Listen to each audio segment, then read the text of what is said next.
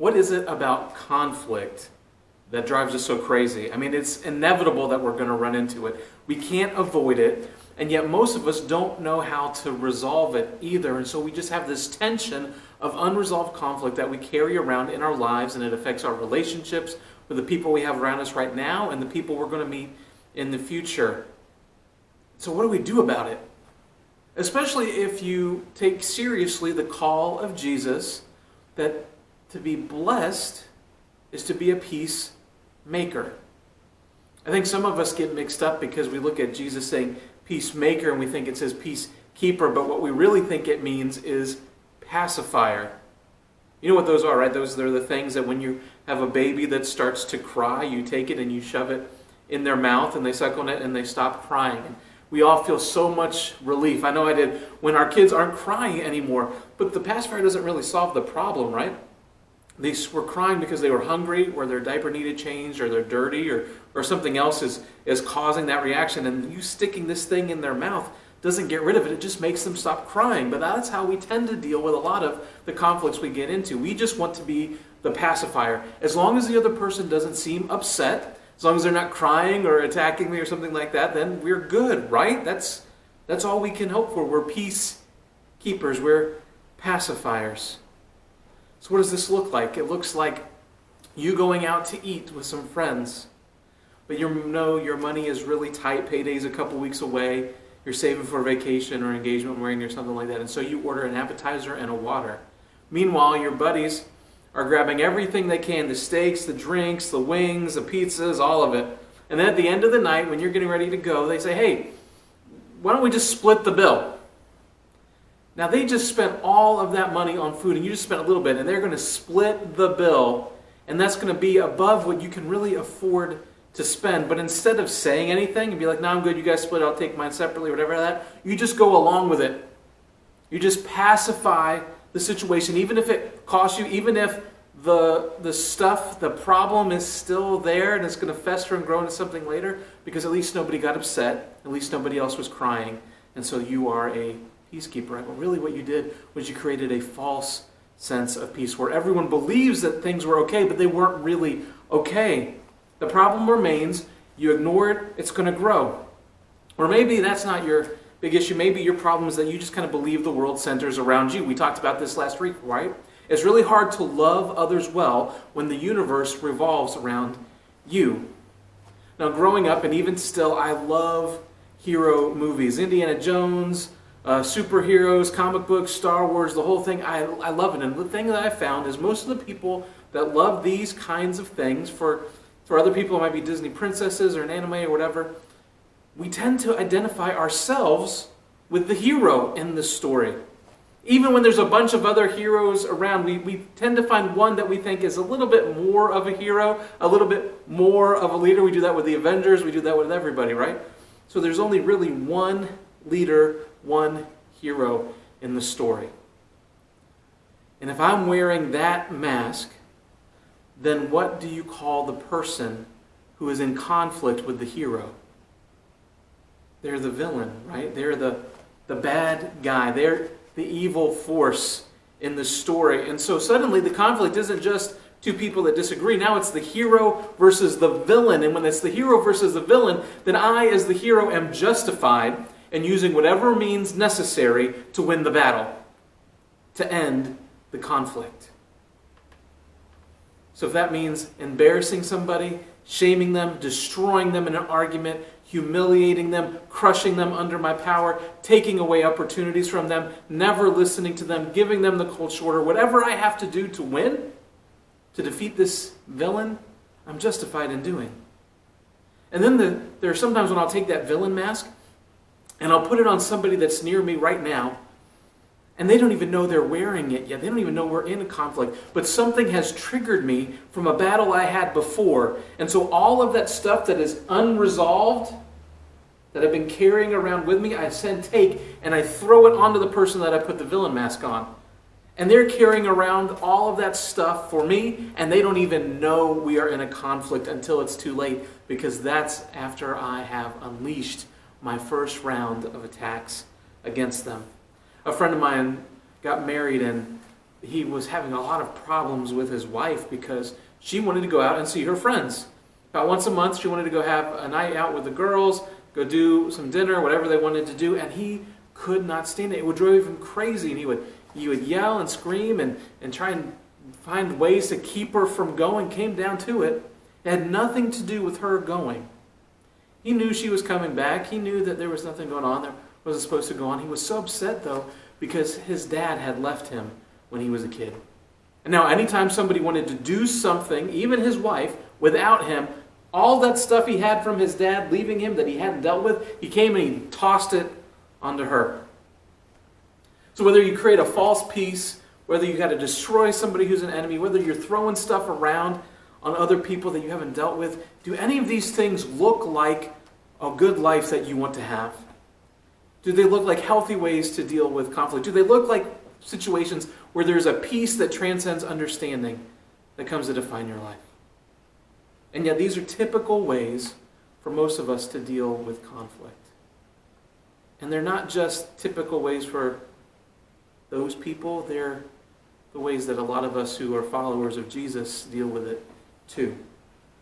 The Apostle Paul is writing to the church at Philippi in the book of Philippians chapter 4. And we tend to read a lot of Philippians 2 and 3 and even chapter 4 a little bit later in it, but there's these two verses there near the beginning, verses 2 and 3, that a lot of us skip right over.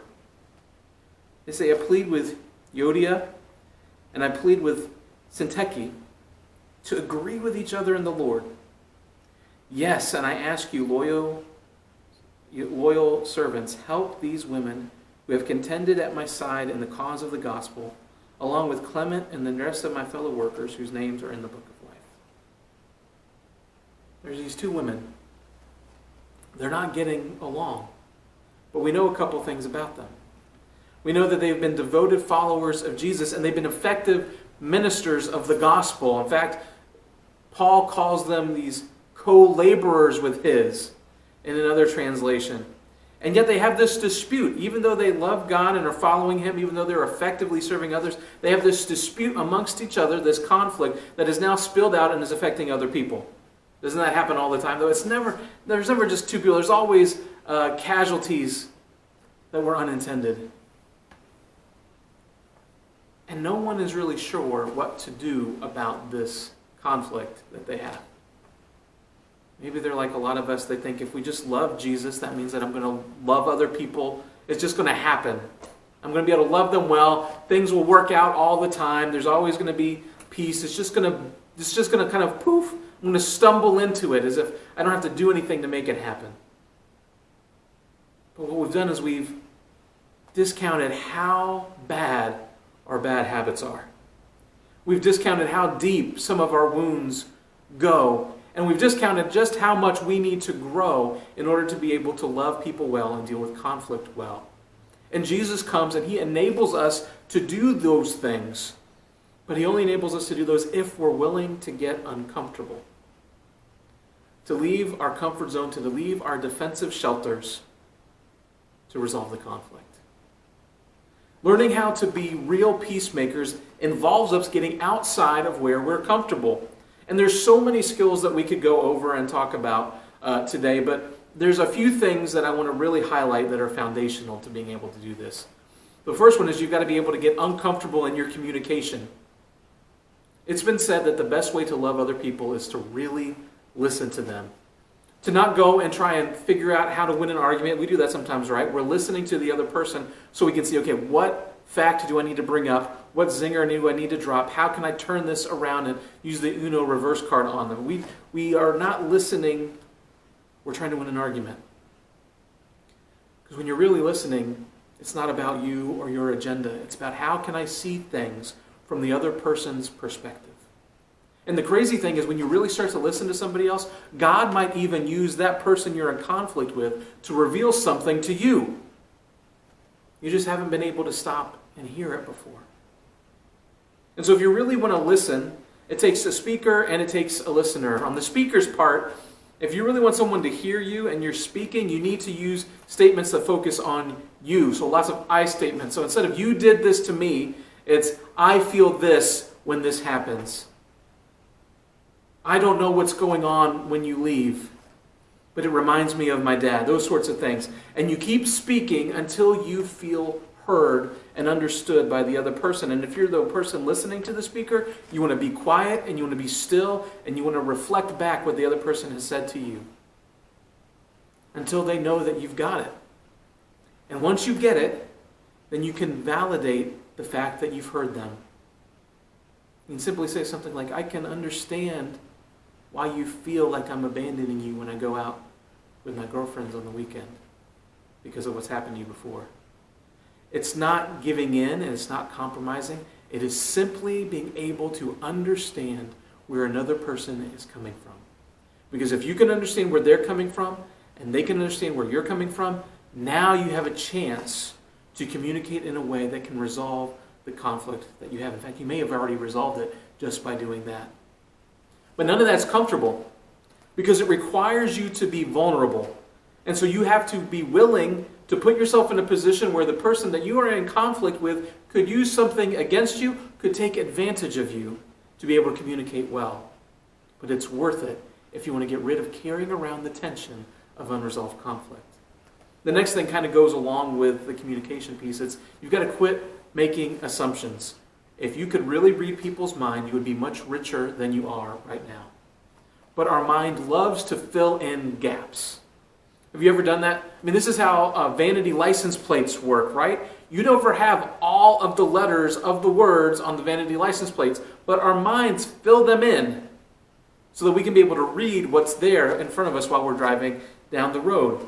The problem we run into is a lot of times what we make might not be what the person who picked the license plate intended it to be. And they had some other letters that they were filling in to those blanks to make different words. When we make assumptions about other people, what we're doing is we're literally breaking one of the 10 commandments. You didn't realize it was that serious, did you? One of the 10 commandments talks about bearing false witness or bearing false testimony against our neighbors. And our neighbor are just anybody else who's not us. And so when I am making assumptions about someone that I have not verified, that means I'm carrying around this false testimony about that person. Which is why gossip is so horrible. But even if I don't share it with somebody else, I'm still carrying it around inside of my own brain, telling it to myself over and over and over again. If you want this to stop, it's really simple. All you have to do is ask the person. Do some research. Ask the person. Verify what you think is going on and give them the chance to respond. And in the meantime, give them the benefit of the doubt. I mean, think about what a gift that is when someone does that for you. They give you the benefit of the doubt. If the worst thing possible does happen to be true, what's it giving the benefit of the doubt? Lose you. There's no extra hurt really taking place in the meantime while you pause and verify. And if the worst doesn't happen to be true, then how much pain did you save yourself and the other person that you were thinking those things about if you just simply give them the benefit of the doubt? It comes in so handily to minimize regret. But you have to be willing to do that. The third thing to do is to treat people with respect. Yeah, even the ones that you don't like, because respect is given if you are a follower of Jesus. It's not earned. Because each person has been given dignity because of who God has made them to be.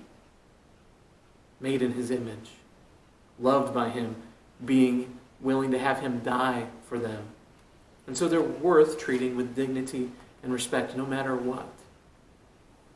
And so instead of putting the hero mask on yourself and the villain mask on them, because guess what? They're probably doing the same thing to you, and you get to wear the villain mask while they get to be the hero in their story. Instead of doing that, let's just put those masks down and be people before God.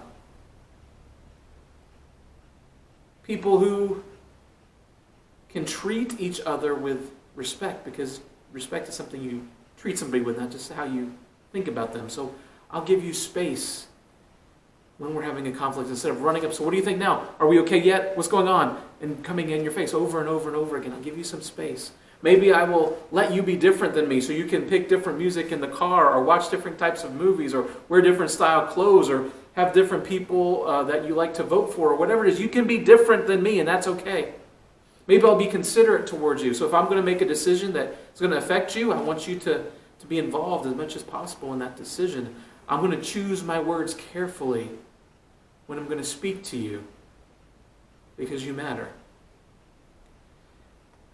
And this can be uncomfortable too, because respect, we think if I treat you with respect, that means that I'm never going to be hurt by you and you're never going to hurt me, but that's not true. And respect means that when we do have hurt, we still have to address it. We still have to confront it. We can't just let it go and have that false peace that we talked about earlier. But the biggest thing about all three of these, the way that you can really do these three things, the biggest way that I know to resolve conflict and get it from something that creates tension into something that can help you grow and move forward is what Paul talks about in these next verses in Philippians chapter 4. Now, this is what we typically like to go to and read, especially around this type of year.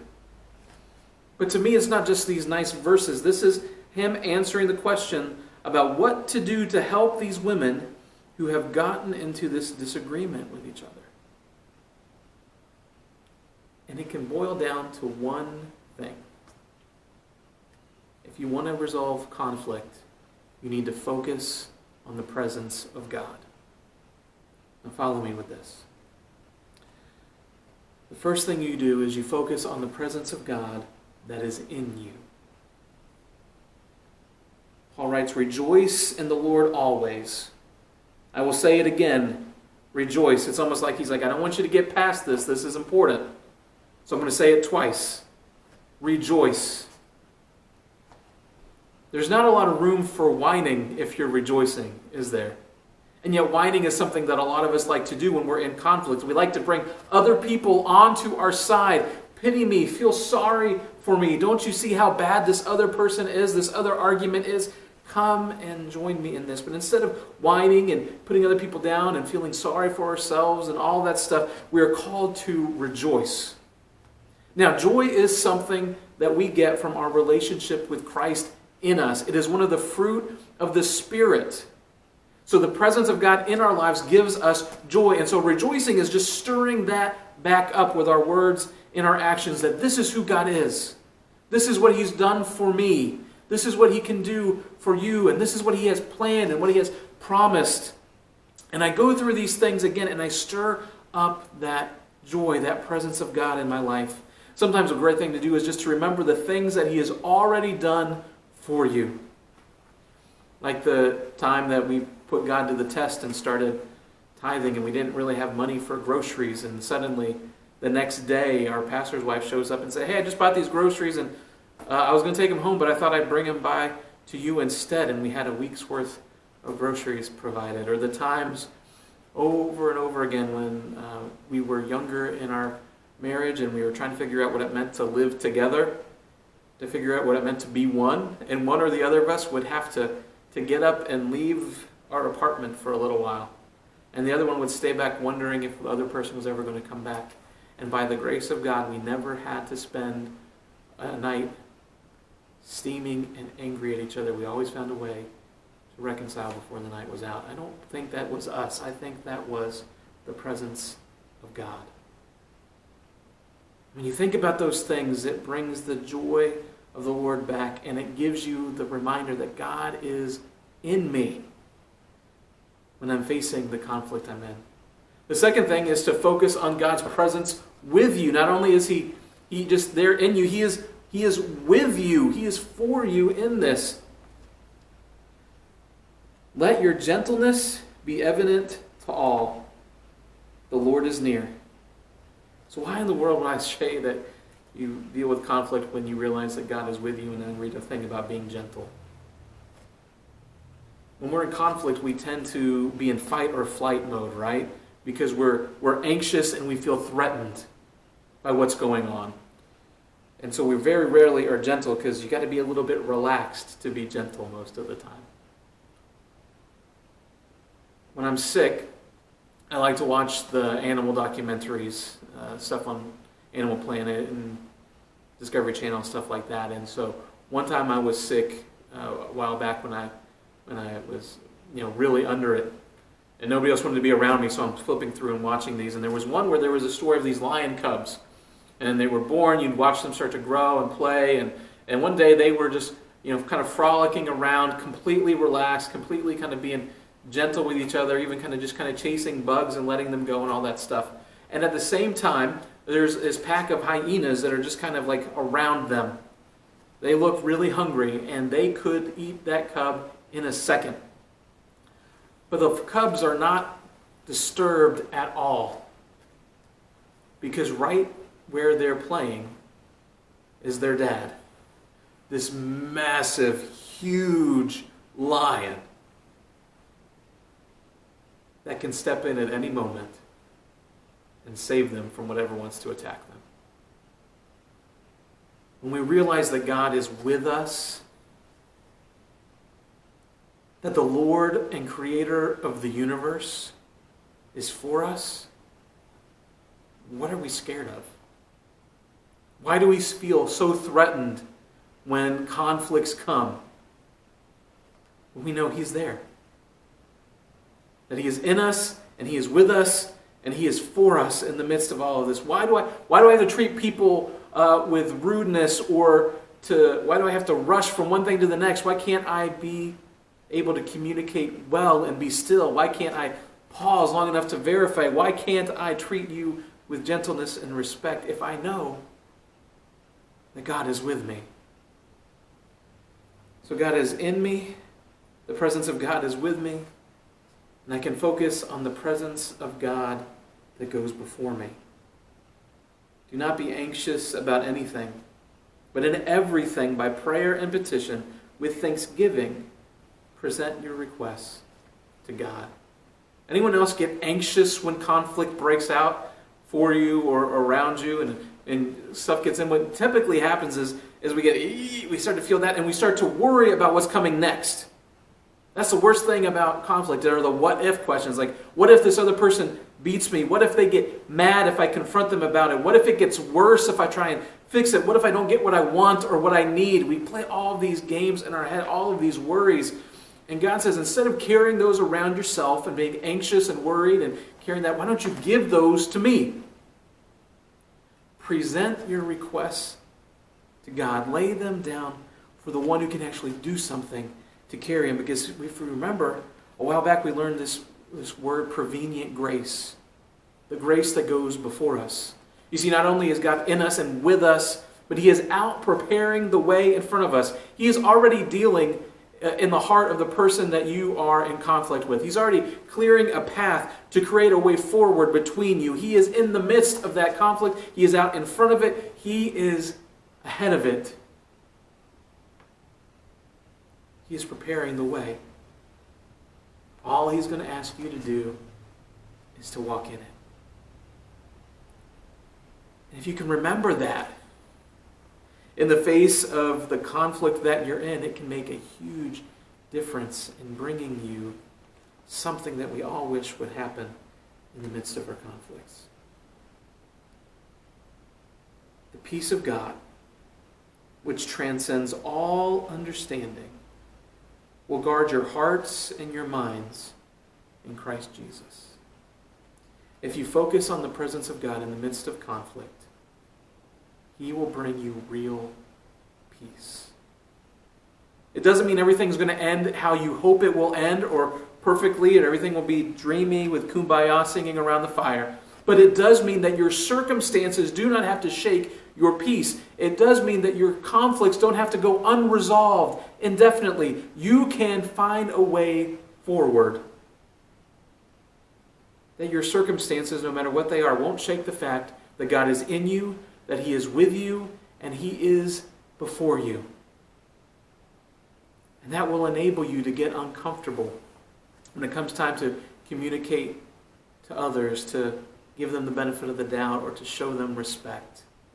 You're empowered to do that because of who God is and His presence in your life.